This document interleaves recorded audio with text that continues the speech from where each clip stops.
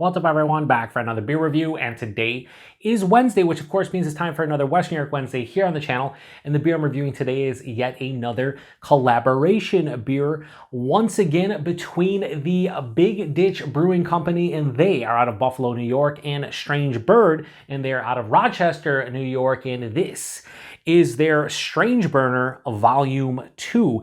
So they're calling this one a Barrel-Kissed IPA that comes in at 7.2% alcohol by volume. No IBUs listed. Time of review. This can is approximately 3.5 weeks old. So earlier this year, I think it was back in, let's say it was March, I reviewed the OG release of Strangeburner, and that actually was brewed and bottled at Strangebird. Now, back when they released it, I had no idea they were doing a volume 2. They just called that one Strangeburner. Well, they came out with a volume 2. So the original one was basically a blend of a beer from Strangebird, which was it was a Belgian golden ale that was soured and then aged in wood, and they blended that with Big Ditch's flagship IPA, Hayburner. Really good beer. I think I gave it like a 4.2, 4.25. Really, it was so unique, so different, fun beer, tasty. So when I saw this, I was like, I have to review it since I already reviewed the other one, and here we are. So we'll read the little spiel here. Very minute tasting notes, whatever, not a big deal. It says, we collaborated with Barrel Wizards Strangebird Brewery out of Rochester, New York for a second time to blend our flagship American IPA with their barrel aging expertise. Volume 2 of Strangeburner kisses our IPA with neutral white wine barrels to add a clean oak flavor and a light vanilla undertone to the citrus character expressed by the hops. So it's not like they have a beer that they're blending from Strangebird. What they're doing is they're taking a neutral white wine barrel, and I think they're kind of aging some Hayburner in there, and that's what we have here. They're saying they're kissing it. They're probably not aging it all that long, just trying to get some of the barrel character in there. And because it's neutral, I'd imagine, none of the spirit's probably going to be in here. It's just going to be, again, the oak and the vanilla from the actual barrels themselves. So we have the hashtag proper glassware, or hashtag half proper glassware, Big Ditch. So yeah, I'm looking forward to this one quite a bit. Beautiful looking beer. It honestly just looks like Hayburner because it is Hayburner.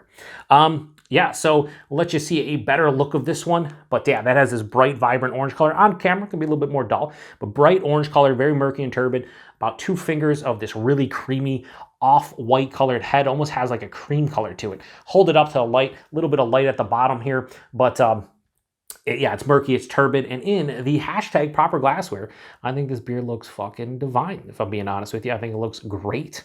It looks like a beer that I would love to drink at some point here in the next couple minutes. Oh yeah, no doubt. So anyway, let's get a nose.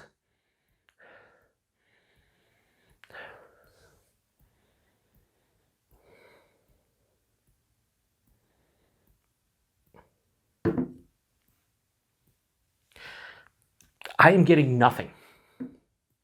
I don't know if I've ever said that in a beer review. Nothing. What the fuck? Is my snifter broke? Not the glass, my nose. All right, there we go. A little bit of a rustling up here, a little bit of a swirl. Okay. I'm getting a little bit of orange creamsicle, so probably the vanilla from the oak with an orange character from Hayburner. Hayburner has definitely orange and pineapple, I've always noticed with Hayburner. I've drank the beer so many times. Yeah, it's like orange. It's like kind of freshly squeezed orange juice with a little bit of like ripe pineapple. That's a delicious beer. It's a staple here in West New York. Okay, now it's starting to open up. It's definitely orange. It's pineapple. Has a little bit of that vanilla. I'm getting a slight like kind of oaky sensation. Ooh, I want to say like there's a peach in here too. That's nice. I was very concerned after the first couple sniffs because I'm like, I don't smell anything. What the fuck? It still doesn't. It's not very expressive in the nose. Like it's not very boisterous. It's kind of laid back, subdued, and mild, but it's nice. It's orange. It's peach. It's pineapple, with a little bit of like vanilla and oak from the barrels. Yeah, smells pretty good, albeit very mild. Let's get into it. Cheers, everyone.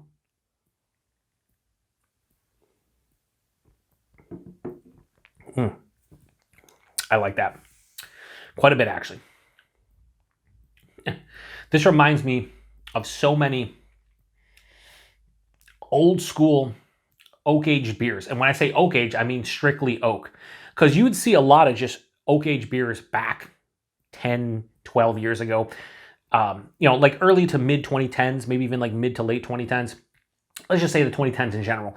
You'd see a lot of breweries say, this is oak age. It could be any style. It could be a stout, porter, IPA, whatever.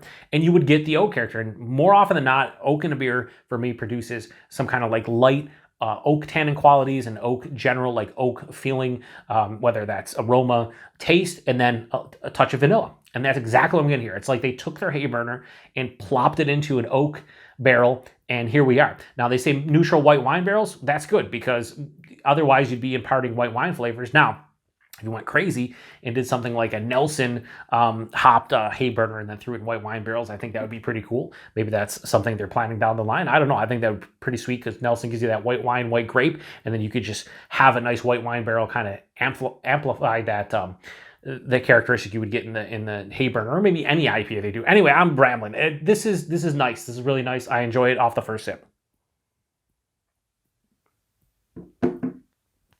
For some reason, I don't remember the body of Hayburner being as big as it is right now. This is like higher side of medium, lower side of full. Like, it definitely has a viscosity that I'm not accustomed to from Hayburner. So, I don't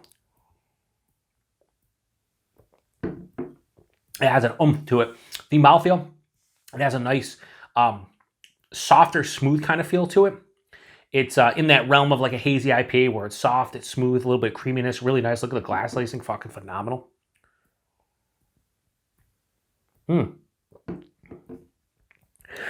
There isn't a ton of character. This is not a complex beer to me, but it's basically you took Hayburner, dialed it down a bit, then added oak and vanilla, and that's exactly what this is. Forefront, you get a little bit like this bready, crackery kind of malt character, dives underneath the palate, omnipresent but never steps in the waist. I forget, someone asked me that. Like, what does that mean when I say that it hits the front of the palate and then dives underneath it? What I mean is, like, the first thing on tip of the tongue I get is like a crackery malt character, and then what happens is it kind of disappears. But there's this kind of feeling of it still being on the palate, but everything else from the hop character and whatever other characteristics I'm getting on the palate is kind of pushing it down. So it's not the predominant note, but it's still noticeable slightly, like maybe let's say 5 or 10% of the palate, but it's always with me, which is omnipresent. Anyway, after that, orange. It's like a sweet orange, but not like like a super like juicy orange. Like, it's just like, a nice over-ripened orange. A little bit of like a ripened peach, touch of pineapple. That's all hits me middle of the palate. Then on the finish, again, it's that vanilla and oak, the vanillins. You get, or I should say I get, a light oaky kind of feel to it. Very slight note of it. Excuse me, it's more oak tannin than anything. And then it finishes with this vanilla character that kind of blends with the fruit character. So I almost get a slight cream, like a fruity creamsicle. I would say more orange or pineapple than anything else, which is really nice. And that's kind of what I'm left with. This finish is pretty dry. This is close to bone dry, mild to moderate bitterness, very well balanced from that aspect.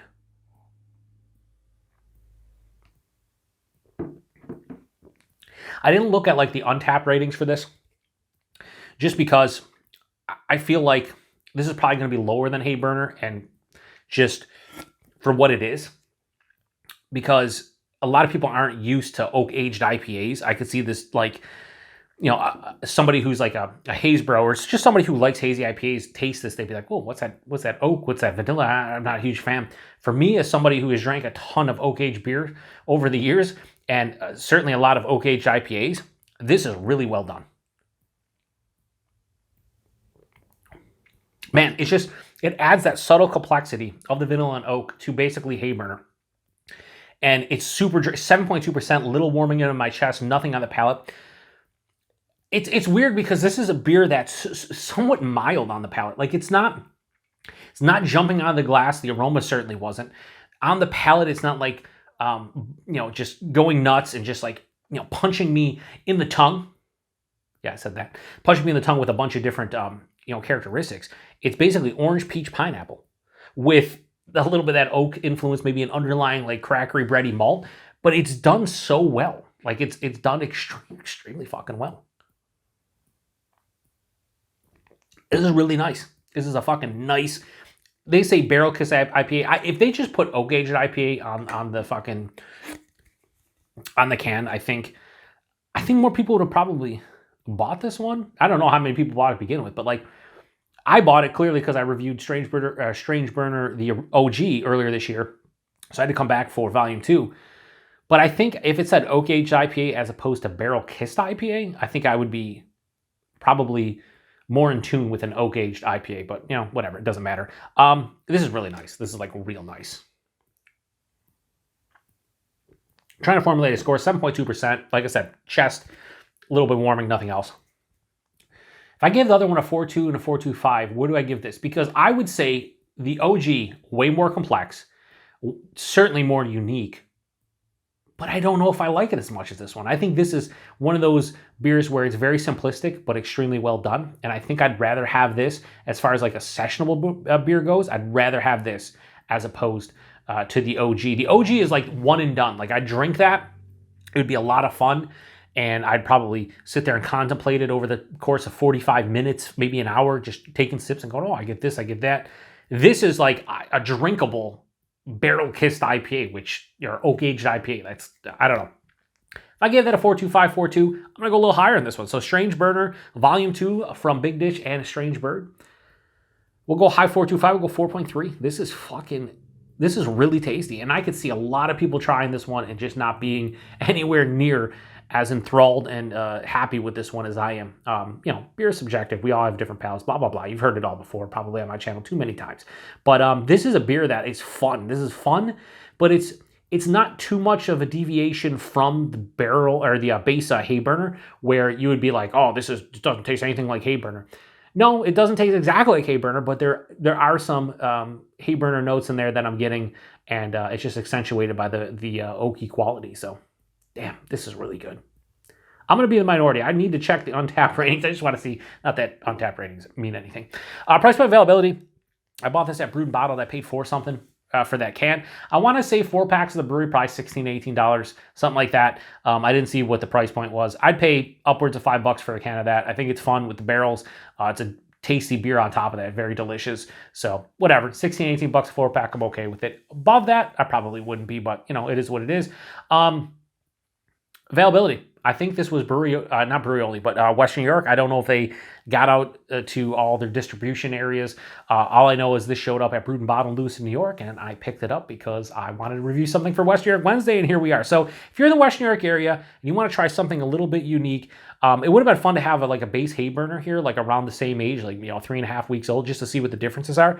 But drank Big Ditch's Hayburner enough. I think this has enough of the soul of Hayburner to say, hey, that's Hayburner, with that neutral barrel character that produces the vanilla and the oak. I think it's just a really well done, nicely.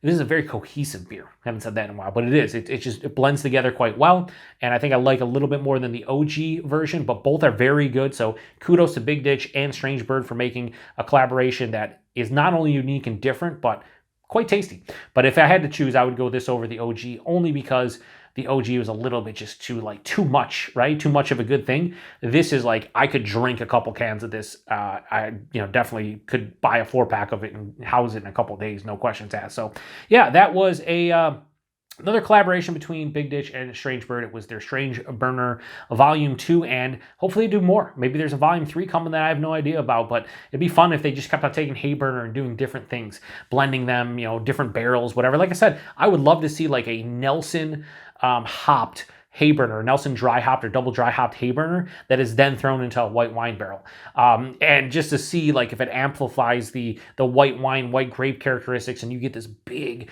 huge white wine and grape, note to the beer. It would be awesome, but I don't know. Anyway, I'm going to shut this one down. Appreciate everybody stopping by for another beer review here on the Beer Patrol. Check back next Wednesday for another Western New York Wednesday. And if you've had this one before, you're in the Western New York area, post in the comment section. If you're in the Western New York area and you haven't tried this one, go grab this. By the time I post this review, this probably will be just a little bit over a month old.